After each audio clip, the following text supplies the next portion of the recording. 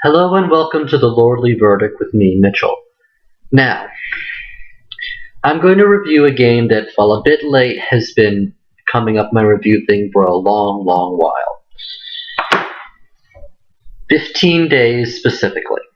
That game is Destiny, Bungie's latest big, huge hit. Now, as you know, I did the beta and was quite pleased with it, though worried about a few details. Well, upon the game coming out, I was right to be worried.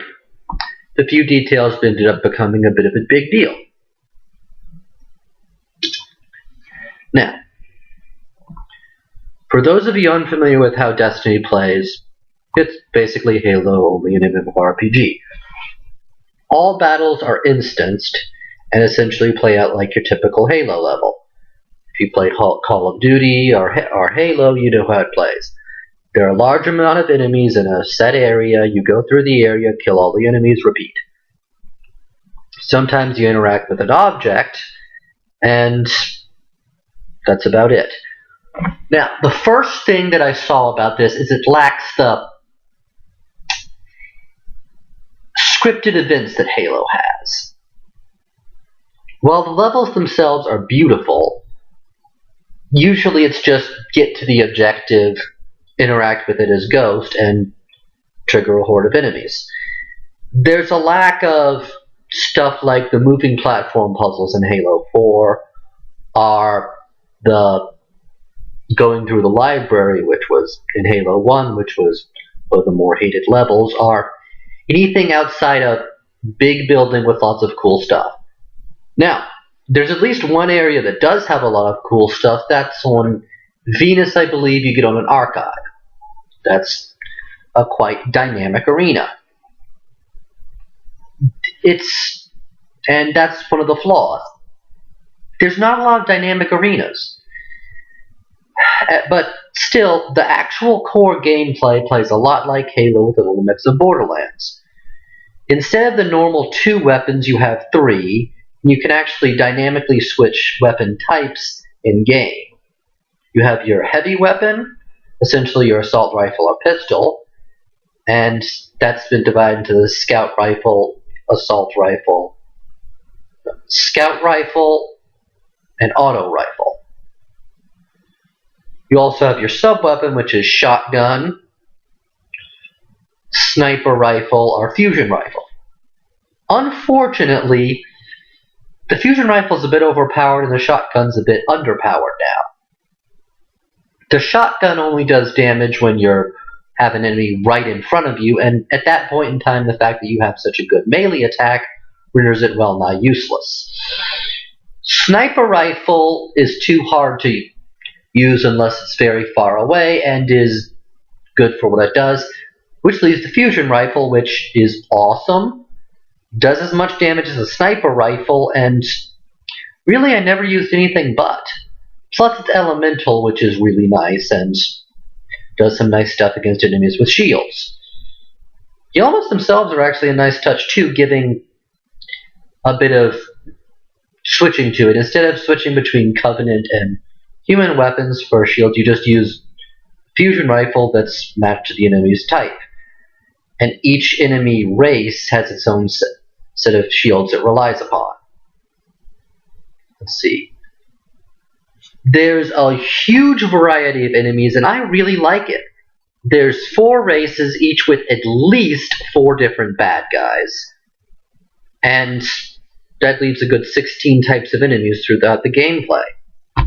Unfortunately, you're only going to face 2 races on any one planet, and there's only 4 planets. So in practice, you only get 8 enemies per planet. It isn't too bad, but it's better than Halo 1, 2, and 3, where you tend to have too much Covenant after a while. But it's not something to really complain about. I never got bored by the amount of enemies. Just, big thing is, the gameplay works. It uses Halo style, only with the tweaks to shields, giving yourself some extra special abilities. Grenades are now recharged instead of recharge instead of numbered, so you have more reason to abuse grenades. Each character type has its own special little trick. My favorite one, the Hunter, can throw a knife. And you've got your ultimate, which for Hunter is a golden gun that can almost one-shot any enemy. It's still got Halo's difficulty levels. You've got normal, hard, and legendary, though legendary only unlocks after you've finished the main campaign. But at that point, the difficulty goes, ooh. So it's got plenty of replay value, and the gameplay as well. There's nothing to complain about because you've seen it before, and there's no need to go in depth on it. It's dynamic, active, you're constantly moving around, enemies are constantly threatening. The use of the darkness zones allows you a good area to respawn to. There's checkpoints so you don't get in trouble. There are even some levels, even on some of the levels, I found that when you quit the level, if you re-go through the level, you can skip some of the annoying intro parts and just get to the darkness zone near the very end, which is rather nice. You don't have to replay the parts you've already done.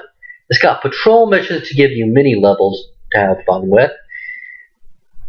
Although there's nothing to really complain about, and theoretically it should be a 5 out of 5.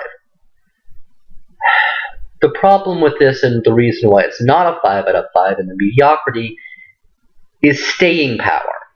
See, I mentioned there's only 4 planets, and there's only 4 enemy factions.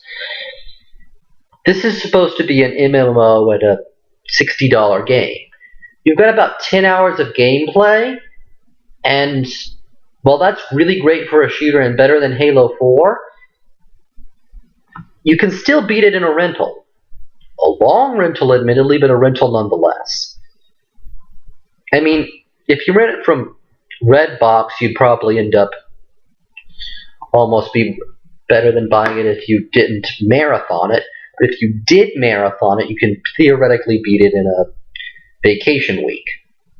If you're a kid, and since it's T, there's going to be a lot of kids, yeah, you can beat it over spring break. Now, it's got a really good multiplayer with a lot of modes, and that's the reason a lot of people play Halo, so it's got that. And for the multiplayer people, you're going to love this. It's got strikes and raids to add further difficulty, and it's getting ongoing support. So that's good. Why am I complaining about this? The story. It's really the story that bugs me. It's got a beautiful setting. It's got 4 different alien races to look into. It's got a giant cosmology of a great battle against the darkness and the light of the traveler, and it doesn't go anywhere. All the story is kept on these little cards on the website, and while they're neat trivia stuff, it's not that fun to look through them. They're not incorporated well into the game. It feels more like it just says, go read our encyclopedia in the manual. And the story doesn't progress more than just introducing them. There's no punchable enemy. The Fallen are essentially a group of generic bad guys. Ditto with the Vex, the Qual, etc. They're all hanging out on their plane going, rah, rah. The last city is such a perfect refuge, there's no level of worry about it. And you don't feel like anyone's following up your attempts. Sure, you get to kill a really good alien general, but there's no cinema to appreciate it, and there's no context to it. The missions are all introduced by Ghost, and then he gives an outro saying, you did awesome. But it almost reminds me of Bulletstorm's Duty Calls parody, where it claimed Call of Duty had been reached the level of, go kill insert a generic bad guy. Yeah, you killed a generic bad guy. Confetti, confetti for all. Congrats on your $60.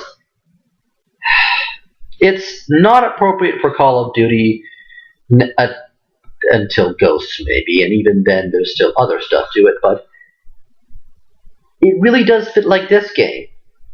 All of Ghost's mission things blend together. Go, there is a great evil here, you must destroy it. Congratulations, you destroyed the great evil. Peter Dinklage is literally robotic in his tones. They put a modulator in him. Now, he's a great actor, but he's clearly not used to voice acting.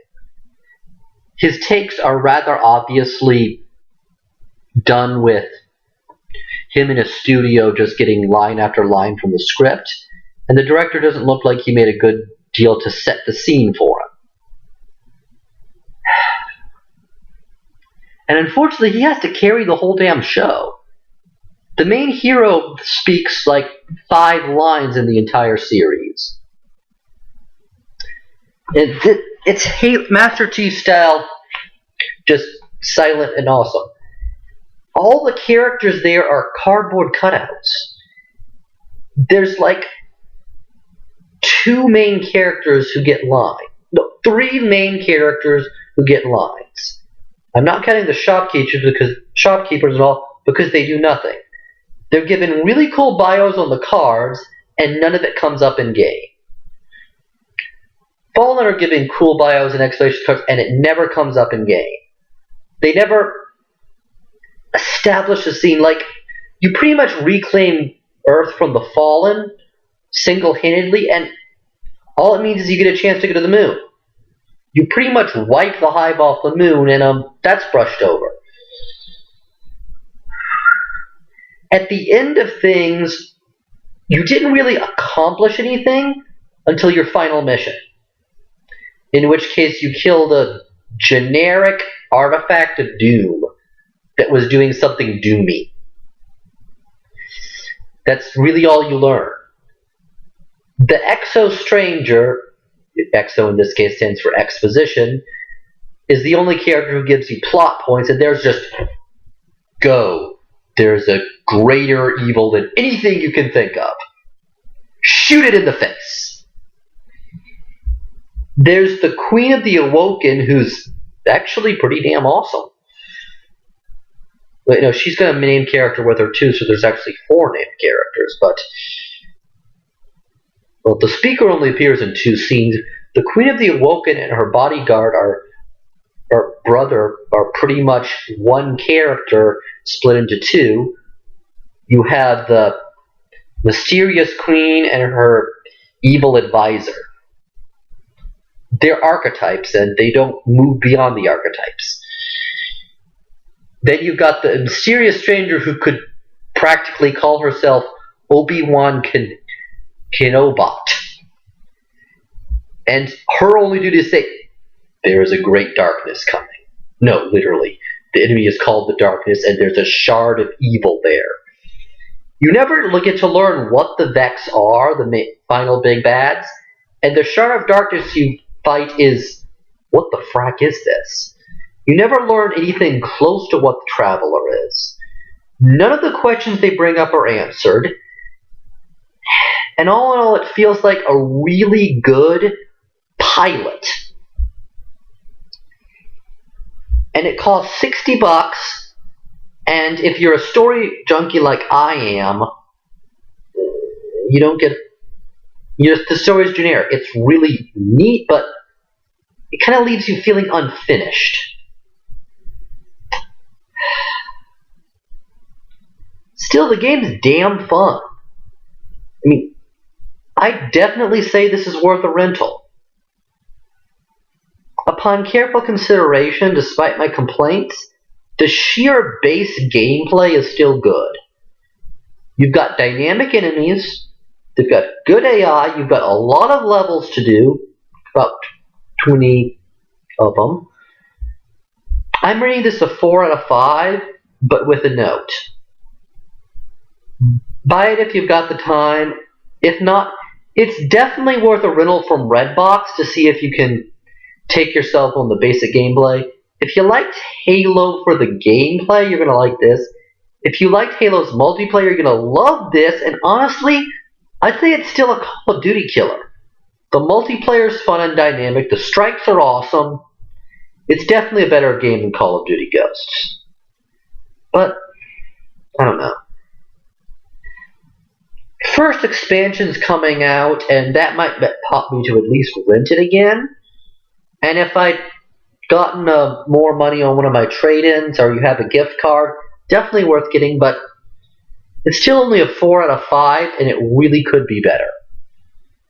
This is Mitchell, and signing off, and the lordly verdict is only buy it if you got some spare cash and are looking for a game. There's probably a better one coming out before Christmas.